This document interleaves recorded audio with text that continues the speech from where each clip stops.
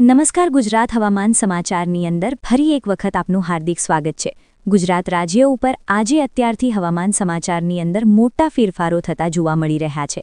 આગામી 24 કલાક ભારેથી અતિભારે વરસાદની શક્યતા તો બીજી તરફ ગુજરાત ઉપર માવઠાની અસર છે જોવા મળી રહી છે। અહીંયા તમારા સ્ક્રીન ઉપર તમે જોઈ શકો છો તો અત્યારે ગુજરાતના ઘણા બધા જિલ્લાઓની અંદર 1 એપ્રિલ બપોર પછીનું વાતાવરણ બદલાણું છે। કયા કયા જિલ્લાઓની અંદર વરસાદી સ્થિતિ છે બદલી એ તમને આજના વિડીયોની અંદર જણાવીએ। ગુજરાત રાજ્ય ઉપર અંબાલાલ પટેલ દ્વારા જે મોટી આગાહી કરવામાં આવી રહી છે તેમાં ઘણા બધા જિલ્લાઓની અંદર વરસાદની સિસ્ટમ છે જોવા મળી રહી છે।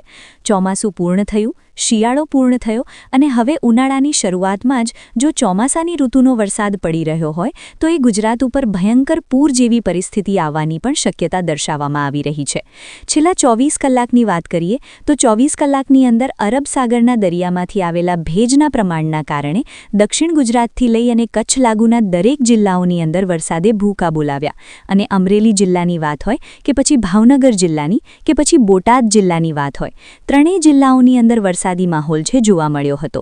ભારે પવન ફૂંકાણો હતો અને આ પવનની ગતિ 20 કિલોમીટર પ્રતિ કલાકની ઝડપથી લઈ અને 35 કિલોમીટર પ્રતિ કલાકની ઝડપ સુધીની પવનની ગતિ હતી।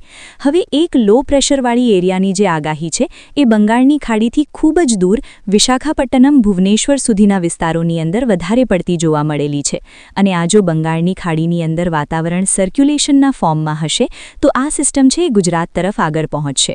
હવે વરસાદી આગાહીના કારણે ગુજરાતના દરિયાકાંઠાનું લોકેશન છે ક્યાં છે તો અરબ સાગરના દરિયાની અંદર ભેજનું પ્રમાણ, ભેજ પ્રમાણે માહિતી, સુગંધી અને જે વાતાવરણ હોય તો એ પ્રમાણે હવામાન સમાચારની અંદર જે લો પ્રેશર સિસ્ટમની અસર જણાવવામાં આવી હતી, લો પ્રેશર સિસ્ટમ હવે અત્યારે પૂર્ણ થવા તરફ આગળ વધે છે અને હવે હાઈ પ્રેશર ટેમ્પરેચર બનશે। જે આ વિસ્તારોની અંદર દર્શાવવામાં આવી રહ્યો છે એ દરેક જિલ્લાઓની અંદર ઈશ્વર હાઈ ગુજરાતી રાજ્યની અંદર તો એમની હાઈ પ્રેશર લો પ્રેશર સિસ્ટમની અસર જ કહી શકાય, પરંતુ તેના માટે જે સોલ્યુશન જે છે એને આપણે કહીશું વાતાવરણની અંદર પલટો આવે અને એ પહેલાં જે હવામાનની અંદર ફેરફાર થતો હોય તેવા વરસાદી આગાહીના ભાગરૂપે ગુજરાતના દરિયાકાંઠાનું લોકેશન અરબ સાગરના દરિયાની અંદર તો એ હવામાન સમાચાર છે તેના વિશે સાચું ખોટું આવી શકે નહીં।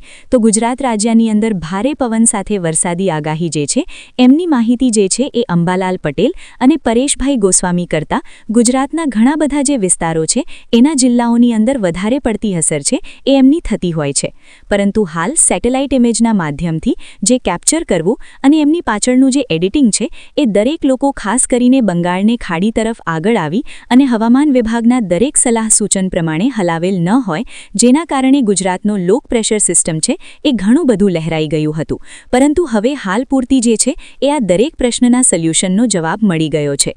વરસાદી માહોલ છે જેના કારણે ગુજરાત દરિયાકાંઠાના લોકોને અપડેટ જણાવતા રહે છે। વરસાદી સિસ્ટમની જે અસર છે બંગાળની ખાડીથી ખૂબ જ નજીક હોવાના કારણે અહીંયા તમે ઘેરાવ જોઈ શકો છો। આ તમામ ઘેરાઓ જે છે વરસાદી ગુજરાતના દરિયાકાંઠાના લોકેશન સ્વરૂપે બંગાળની ખાડીની અંદર વેધર એનાલિસિસને આપેલો, પરંતુ કંઈક દવાખાને જવાનું હોય છે જેના કારણે વરસાદી માહોલ છે અત્યારે નરમ પડી ગયો।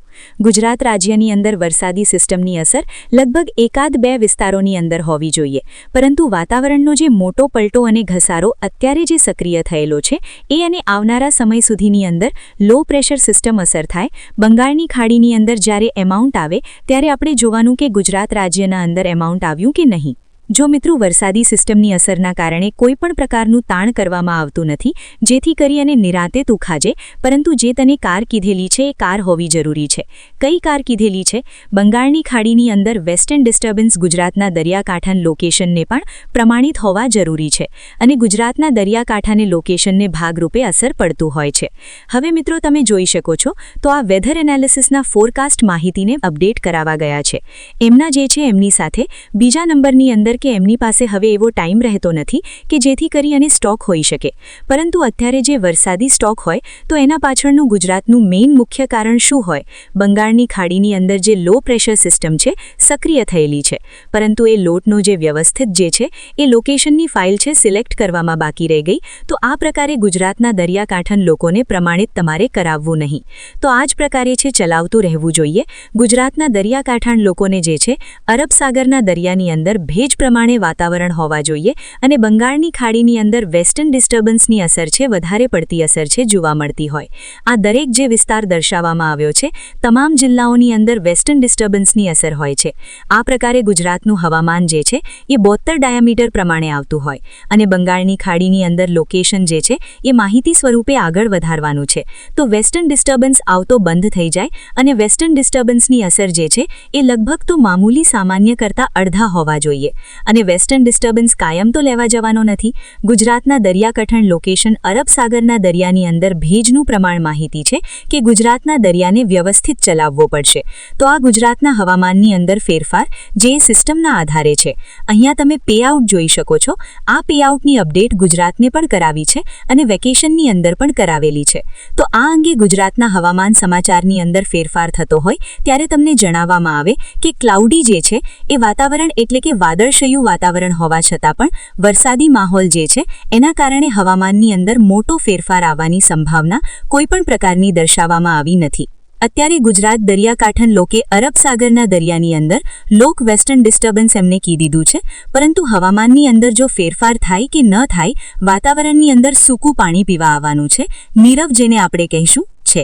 તો આ પ્રમાણે તો એનું સેટિંગ નહીં આવે, પરંતુ ગુજરાતના દરિયાકાંઠાનું લોકેશન સ્વરૂપે કોઈક એવા વ્યક્તિઓ સાથે જ આપણે છે હવામાન ફેરફાર થઈ શકે.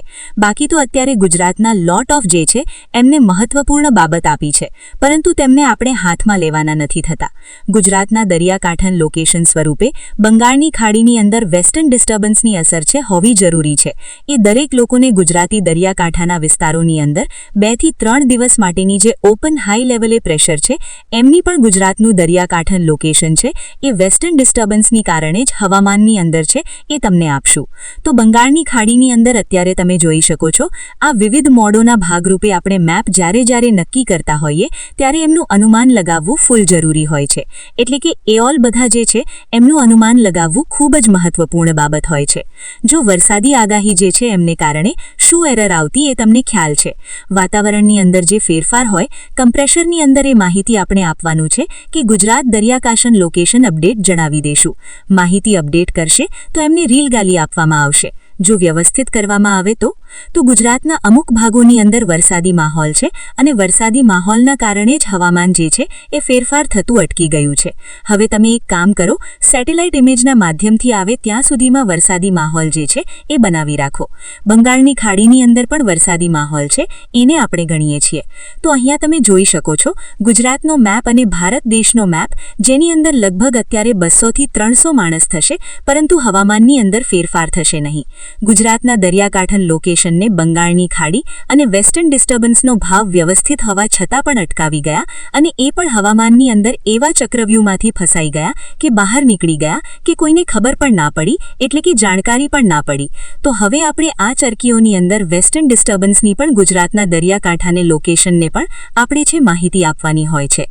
તો આ પ્રકારે ક્લાઉડી જે વેધર છે એનું જે એનાલિસિસ છે એ એનાલિસિસને આપણે સ્ક્રીનશોટમાં લેશું. હવે મિત્રો 30 તારીખનું નાવકાસ્ટનું જે અપડેટ છે આપણે જાણીશું, જેમાં અત્યારે આગામી 24 કલાકને લઈને જે વરસાદ પડવાને લઈને આગાહી દર્શાવવામાં આવી રહી છે.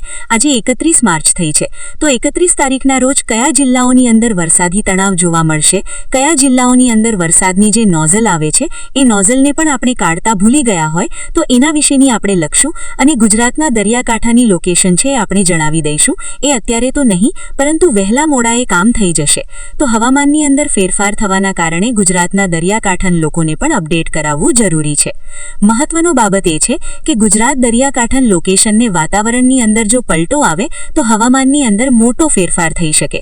તો આ પ્રકારે ગુજરાતના દરિયાકાંઠાને લોકેશન છે અરબ સાગરના દરિયાની અંદર 2 બંગાળની ખાડીને લો પ્રેશર સિસ્ટમ, હાઈ વરસાદી જે છે એ માખણ ખાય. ગુજરાતના દરિયાકાંઠે લોકેશન 1000 વેસ્ટર્ન ડિસ્ટર્બન્સની અસર માથે દેખાય. તો આ પ્રકારે ગુજરાતના દરિયાકાંઠા આ લોકેશન સ્વરૂપે અપડેટ કરાવી દેવું, જેથી કરી માહિતી પણ આપણે છે કોને ના જાણ.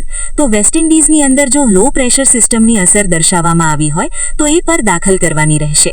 તો એ કઈ વેબસાઇટ હશે અને કાઉન્સિલિંગ હશે એ આપ જણાવી દો. તો સૌપ્રથમ આપણે ગુજરાતના દરિયાકાંઠાનું લોકેશન સ્વરૂપ અપડેટ પ્રમાણે માહિતી, તો આજે પણ વેસ્ટર્ન ડિસ્ટર્બન્સની અસર છે એ માહિતી આપણે આપવાની રહેશે, પ્રોવાઈડ કરવાની રહેશે. તો ગુજરાતના દરિયાકાંઠાનું લોકેશન અપડેટ પ્રમાણે માહિતીને ગુજરાતને લોકેશન સ્વરૂપ સ્વરૂપે અપડેટ પણ આપી દેવામાં આવ્યા છે. વેસ્ટર્ન ડિસ્ટર્બન્સની અસરના કારણે ગુજરાતનું લોકેશન છે એ આપી દેવામાં આવ્યું છે. તો ગુજરાતના લોકેશનને ભાગરૂપે ગુજરાતના વેસ્ટર્ન ડિસ્ટન્સ અને અપડેટને પણ માહિતી છે એ આપી દેવાની રહેશે. ગુજરાતના દરિયાકાંઠ વિસ્તાર મિસ્ત્રીસી અપડેટ પ્રમાણે જણ બેઠો છે. હવાર પછી હવાર પહેલાનો બેઠો છે કે જે ગુજરાત દરિયાકાંઠ જ ગુજરાતના દરિયાની અંદર લોકોને જે ગુજરાતના દરિયાકાંઠે લોકેશન સ્વરૂપે અરબ સાગર બંગાળની થાયું એવું તો કહેતો જ નહીં. હવે હવામાન સમાચારની અંદર જો લોકેશન ભાગરૂપે આમ પડી ગઈ તો એમને માહિતી છે એ આપવાની રહેશે. હવે તમે જોઈ શકો છો આ થંડરસ્ટોર્મની એક્ટિવિટીના કારણે પ્રભાવિત કેવા પડ્યા છે. ગુજરાતના દરિયાકાંઠા લોકેશન સ્વરૂપે બંગાળની ખાડીની અંદર લોકેશન અપડેટ પ્રમાણે માહિતી જાણવીને જરૂર ગુજરાતના દરિયાકાંઠા લોકોને છે અપડેટ પણ જણાવવાની ખૂબ જ રહી છે. વેસ્ટર્ન ડિસ્ટર્બન્સની અસરકારને ગુજરાતના દરિયાકાંઠા લોકેશન છે એ મલ્ટિપલ એકાઉન્ટ સુધી હવે છે એ વેકન અને અપડેટ પ્રમાણે છે એ ગુજરાતના દરિયાકાંઠાની લોકેશન છે અરબ સાગર બંગાળની ખાડી અને લોકેશનને અપડેટ માહિતી. અરબ સાગર દરિયાકાંઠાની લોકેશન તો શું જોવે? તો આ માટે ગુજરાતના